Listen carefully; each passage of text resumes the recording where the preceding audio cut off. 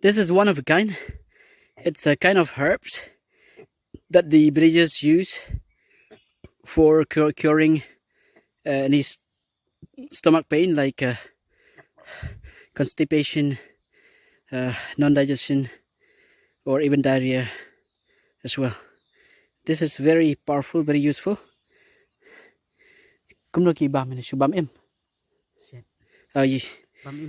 Yeah, you can eat it raw. Yeah, you can eat it raw. Otherwise, you can boil it in a pot with water, and then you can drink the remaining part of water. It is very useful. I think you will not find this in any part of the world except in our place. My brother-in-law has just shown it to me. This is called sok kerdai in our language. I'm not sure what do they call it in English, but I believe there must be some scientific name about this as well.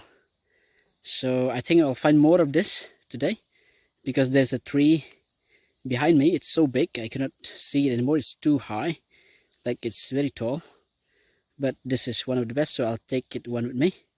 I'll use it as herb to cure any stomach. Okay, let's try. Haha.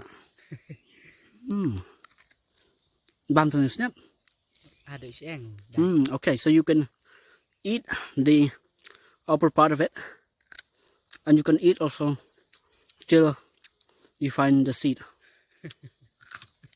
It's a bit bitter, but yeah, it's bitter.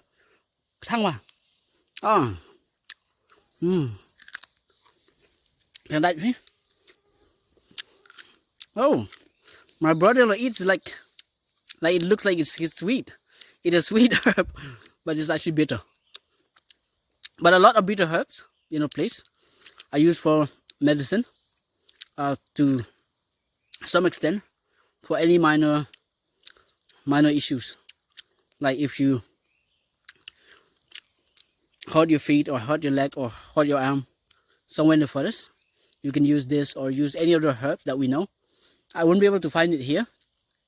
It takes time because it doesn't grow in a large extent, but I'm just giving suggestion. This is one of it, one of a kind where you can use for stomach diseases like diarrhea, constipation, non-digestion, or gastric, even gastric as well.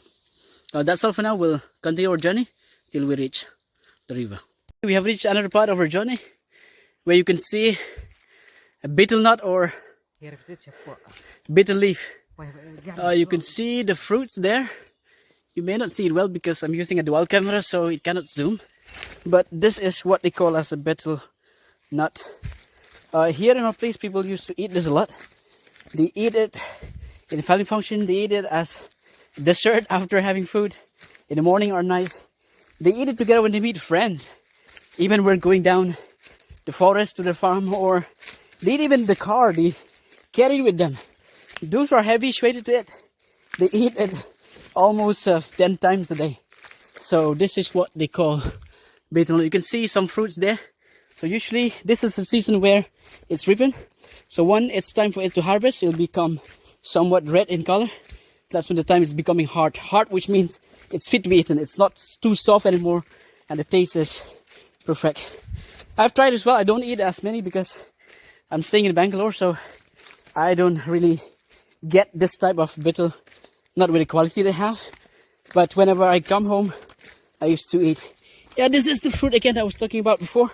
You can see I've just taken it from from under my feet. This is sok kerdai, a medicinal herb.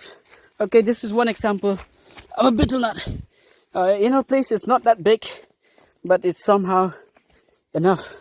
And due to global warming, maybe 15 years ago, you cannot eat. It's not that good. But now, due to global warming, even around this place, it's fit for eating. People, sell this to the market. They will get some money in exchange for the goods. That's how they add up to their income on a daily basis. And that's how they go on with life. What about this one? Sorisa, ne? Sorisa, okay. Another one, this is called the lychee tree. So this is where you actually get the lychee tree. It's very tasty. especially if you get it from, yeah, from a place like this. Okay, I've got more example of a betel nut. Yeah, you'll see a lot of it here. People eat it. We will be eating it as well when we go down there, and we'll have a good time. Okay. Oh, there is a hut. Okay, the people who stay in a farm like this, who have a cultivation like this, they also have a hut. They'll see a green tarpaulin. That is their home. That is where they stay at night. It's nice. People stay at night, cook food there and eat and sleep. And then they continue to work in the next day, and they may go home in the next morning or evening again. Okay, this is again another example of the betel leaf irrigation. Yeah, this is the type of irrigation that people use. Poor people, this is what they use. They use natural bamboos. They don't use plastic. They cannot afford to buy those pipes, this PVC pipe or whatever pipe they use. So it's really nice. It's enjoyable. I've not been to this place for almost 15 years. It's an amazing thing for me. I like it. I love it. You'll see the greenery. You'll see the hills. You'll see the mountains. Oh, okay. That is one example of a betel leaf. This is where it grows. Where's the root? Okay, let's find the root. Okay, this is the root. This is the root of a betel leaf. Okay, you see the irrigation, the water irrigation comes from the main body, I'll say, and it goes to the hand. This is what they call the hands. The hands that give water to the betel leaf. You'll see how tall it's climbing the tree. This tree is so big. I think, not sure how high is it, but you see, slowly year by year, it's climbing. And this is how people here get the living. They pluck this out, go and sell to the market. That's how they earn some living. Okay, this is the same betel nut that people use for, what do you call, okay, this is what you call for, chutka or supari. Yeah, they use this for supari as well. And this is one kind of a leaf that we use as medicinal herb. Together with the medicinal herb that I showed you before, the smaller one, we used to boil this together and drink the remaining portion of the water, which is bitter, but it's really, really helpful. Wow, I'm enjoying it. So far, I'm enjoying it. It's nice sunny day in winter, which I didn't expect, but I know it'll be cold somewhere in the afternoon, but the joy still remains. That's one of the best thing. I thank God that I get this opportunity after being back from Bangalore for holiday. I thought, let's just go down and see by my own eyes. A lot of times I've seen my friends' status. Yes. Oh, this is one of the kind. It's a ribbon one. You can see it's somewhat red in color as well, like this one. You'll see it's falling down. It's falling down on itself. Okay, so we'll keep this as well. Yeah, this is my favorite. This is my favorite. I like this a lot. When I was a child, I used to go with my grandfather. When we stay in the farm, we have an orange farm. It's about maybe 20-30 kilometers from here. We used to eat food in this one. This is the kind of a bark of the betel nut tree. We used to eat food here. It's very tasty. You cannot compare the taste of the food when you eat here, especially if you get fish from the river. Freshwater river is really nice. It's really nice. Like, okay, again, this is what you call pineapple. This is where you get the pineapple. This is where you get the pineapple. There are different types of pineapple. What you get in the plains is different, but what you get here is different. It's very tasty. It's watery. It's full of water, just like watermelon. And this is one more thing, what we call as naliang. Naliang. People use this one for tying things, even for tying vegetables in the market. They use this one. Tying the bunch of betel leaf, they use this one. It's really helpful. And this is an orange tree. It's a kind of orange tree that has a lot of, thorns in it. But it's really nice. Okay, let's go to the other side. Yeah, this is the hut I'm looking for. This is the hut. People who stay in a farm, far away from the villages, when you have to work like 1.5 hour down the steep just to visit your farm, it's really difficult to just go in the morning and come back in the evening. That's why they have this hut. They made this hut so that they can live at night. They can protect from the wild animals or even from cold. And at night, yeah, you can see, you can enjoy. You can see a lot of fruits. This is banana. Wow, this is amazing. Okay, I love this one. This is the best. This is how people in the villages used to do. They love water. You see how they made it so awesome. Look, it's a bamboo. It has been the same for about, I can say this is 2 years. 2 years. This is the new one. But this is an old one. Wow, this is amazing. Okay, let me have some water. Let me have some water. Ooh. Oh, it's so tasty. Wow. Okay. Ah. Man, this is tasty. Wow. Wow. Wow, you cannot compare. You don't need to filter this water. It's crystal clear. Crystal clean. Well, you love it. This is the life being a farmer. Ah. Wow. It's amazing. It's amazing. Man, I love it. Oh, I love it. Wow. Okay. You see, these are my brother-in-law. They are getting ready. Okay, that is a teapot. We used to make tea using this teapot. It's very tasty. I can tell you, I have done it a lot of times. Very tasty. This is the tinsong. It's a kind of a net that we catch small fishes, very small fishes that we can eat at night. And there you can see, this is a kind of a, we call it a ru in our language, local language, that we used to carry a lot of stuff where we go to the farm. There you can see our utensils, you can see our plates, you can see our pot. There we will cook rice and some fishes once we got some. It's really nice so far, it's enjoyable. Come up here, so enjoy them. So bang. Oh, my brother and sister says we are enjoying a lot. Okay, so we'll make sure that is the best trip that we have. Oh, this is the best. This is the best. You'll get it only in our place. This is what we call someone's ear. Yeah, it's a kind of let's translate. It's a chili chicken. You may say chili chicken is something that you eat in a restaurant. No, this is not the kind of chili chicken. This is a chili chicken that chicken or birds or any bird love to eat it. They'll eat it, they love it. It's so tasty. Most of the birds, they'll eat. That's why if you plant it in forest like this, by the time it's ripened, you will not get it. The birds will eat in the morning. You know, this is tree. Okay, let's see one more. This is a tenreo. Tenreo means like this. They use this for making huts. You know, the thatch house that they use in the villages. They use this one. Where? Okay, that is the live tree where we got the herbs before. That is the tree. You see, it's so big. There, you can hear the birds. Come on, the birds are there. Wow, it's so nice. I should visit the place soon. Okay, yeah, you can see it here. Okay, you can see so many of them. Wow, you see. Okay, this is sokorda. I wish I can give it to each one of you who is watching my videos. Let's put in there. We'll eat it later on. Okay, let's continue our journey down the steep of this forest. You know, I've got some stuff there, you know. They just stick into my pants, tracksuit. Okay, this is the same herb that I told you before that we used to boil sokorda with it and drink the remaining portion of water. However, this one is the best one. This has a lot of sweet water in it. We used to, yeah, it's tasty.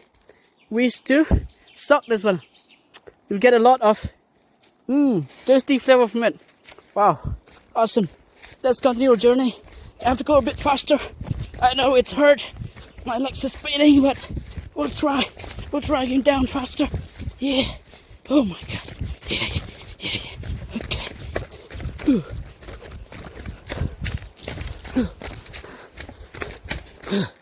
Okay. Okay.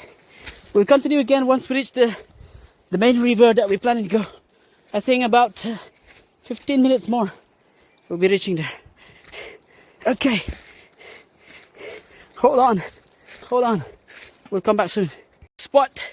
Here you will see a natural leaf. This is the type of leaf that people used to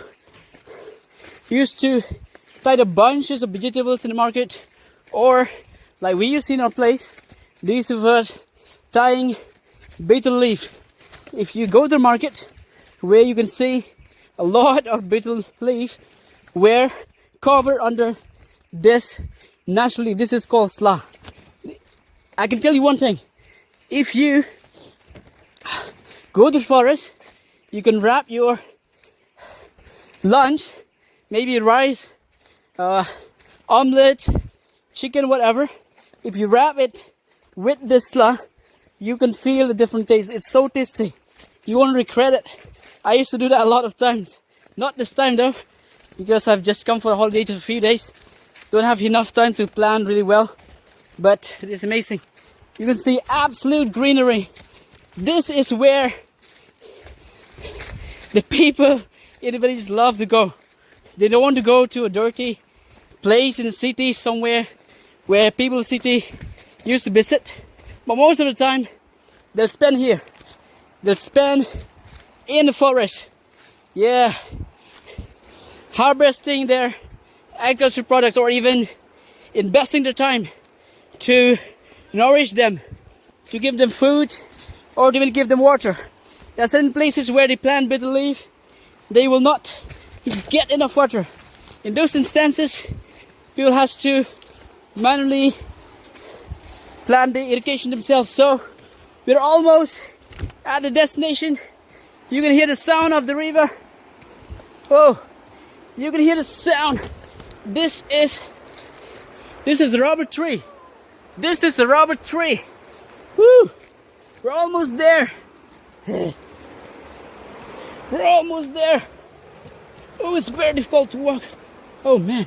Oh, let's sit here for some time. Wow. Oh, my leg's getting tired. Oh man, my leg is shaking. We're almost there. 1.5 kilometers. No, 1.5. An hour, yeah. An hour and a half. We have come down the steep of this forest. And finally, we arrive at the most beautiful river. This is called Umngot River. You will love it. Love the scenery of this place. Look. Oh man. This is the sand. Oh, this is the sand. This is the beach sand. Whoa. Look at the water. It's so good. I love this.